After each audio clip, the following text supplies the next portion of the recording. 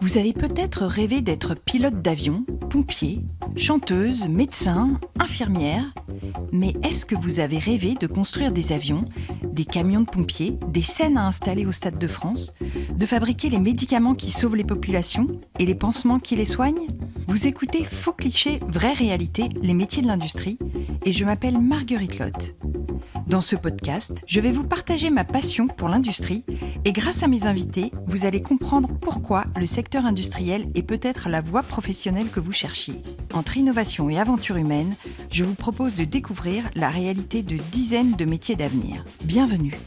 Il y a de la maintenance dans les métiers industriels, par exemple pour les machines, du tri par exemple, si à la fin les produits on peut trier ceux qui sont défectueux de ceux qui sont utilisables. On peut voir quelqu'un qui commence ouvrier ou alternant et qui peut finir avec une équipe sous ses ordres, qui peut gérer un département de production d'une pièce. Il peut y avoir des métiers intéressants dans l'industrie, plus dans les hauts gradés, parce que quand on entre dans un métier industriel, au début, ça peut être peut-être un peu plus ennuyant. Mais plus on monte et après on peut arriver du coup dans des grades plus intéressants où on pourra gérer par exemple une entreprise ou une usine et c'est là où que ça pourrait devenir intéressant. L'industrie offre chaque année 250 000 postes dans de nombreux domaines et à tout niveau de formation. Travailler dans l'industrie signifie souvent contribuer à la production de biens essentiels, du médical à l'alimentaire en passant par la technologie de pointe. Autrement dit, construire le monde de demain. Pourtant, les métiers industriels souffrent d'une image injuste. Longtemps perçus comme physiquement exigeants, dangereux et peu valorisants, les progrès technologiques récents ont radicalement transformé ces métiers. Aujourd'hui, ils offrent des opportunités passionnantes, diversifiées et souvent bien rémunérées. Alors, quel est le constat sur l'attractivité des métiers industriels ? Peut-on évoluer et s'épanouir dans ce secteur ? L'industrie est-elle finalement un choix professionnel judicieux ? Pour répondre à ces questions, nous avons invité Guillaume Fourmeau, responsable vente et achat à la SREM. Il y a le premier constat qui est, on va dire général, le métier industriel aujourd'hui ne fait pas rêver les jeunes à la sortie des écoles. Ils n'ont pas la connaissance de nos métiers qui sont techniques, qui sont innovants et qui sont évolutifs.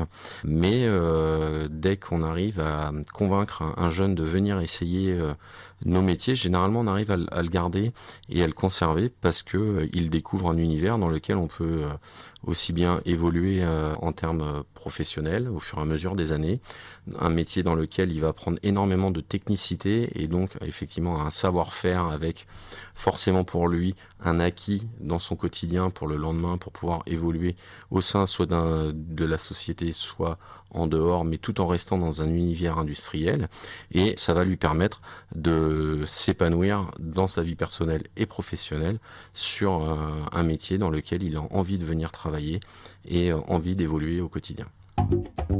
Quelles actions est-ce que vous mettez en place au sein de votre entreprise pour attirer et conserver les compétences ? Pour conserver les compétences, aujourd'hui, les actions qui sont mises en place, elles sont simples.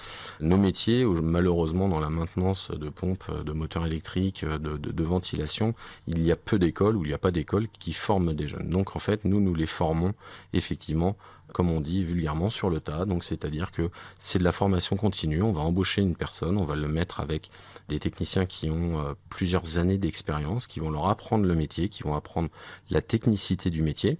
Donc, on va déjà partir sur de la formation continue. Derrière, pour les conserver, on va faire des formations électriques, mécaniques auprès de nos fournisseurs. On va les envoyer sur des métiers et des formations qui vont être beaucoup plus pointues. On arrive à valoriser tous ces salariés-là pour pouvoir leur permettre d'intervenir sur n'importe quel type de chantier et en étant complètement polyvalent. Est-ce que vous avez des exemples d'évolution professionnelle de vos collaborateurs ? Alors effectivement, nous avons quelques exemples. Alors nous, en petite structure de 10 personnes, nous n'avons pas l'évolution comme peuvent avoir les gros groupes, mais en revanche, on a des personnes qui, avec l'ancienneté, leur évolution de carrière, sont passées par différents postes. Vous avez en l'occurrence le dirigeant de l'entreprise qui a commencé il y a 27 ans, il était en apprentissage. Puis il est passé technicien, après chef d'atelier. Derrière ça, il a fait du commerce également pour en arriver aujourd'hui à l'organisation des chantiers, et puis après il est arrivé à la tête de l'entreprise au fur et à mesure des années. Quels sont les atouts du monde industriel par rapport à d'autres secteurs ? On va dire il y a 2 axes importants. Il y a l'évolution au quotidien, c'est-à-dire que les métiers industriels sont obligés de s'adapter aux réglementations qui ne cessent d'évoluer chaque jour. Aujourd'hui, nous sommes en pleine évolution en termes d'économie d'énergie et ces métiers-là n'ont pas le choix que de s'adapter pour proposer à leurs clients les nouveautés du marché et l'évolution au niveau législatif. Donc on reste toujours sur des métiers qui vont être forcément dans une évolution technologique très importante. Et l'autre particularité, c'est que l'évolution au sein des sociétés se fait beaucoup plus rapidement à partir du moment où il y a un engagement du personnel. Aujourd'hui, la vie dans l'entreprise et l'industrie va vous permettre d'avoir un large spectre de choix pour évoluer, pour pouvoir choisir des métiers, se former et au fur et à mesure du temps basculer d'un secteur à l'autre en passant de technicien à technico-commercial, de manœuvre ouvrier à technicien supérieur, en allant sur de la direction, en prenant des responsabilités au niveau d'encadrement. Et aujourd'hui, l'industrie pour moi est un univers qui vous permet d'évoluer aussi bien professionnellement, intellectuellement et personnellement. Et aujourd'hui, la découverte, les stages sont hyper importants pour nos jeunes dans le milieu scolaire pour pouvoir venir vivre et découvrir nos entreprises. On retiendra de notre échange avec Guillaume que les métiers industriels sont techniques, innovants et évolutifs. Lui-même est tombé dans la marmite industrielle à l'occasion de son stage de 3e et 25 ans plus tard, il compte à son actif des expériences professionnelles enrichissantes dans différentes entreprises.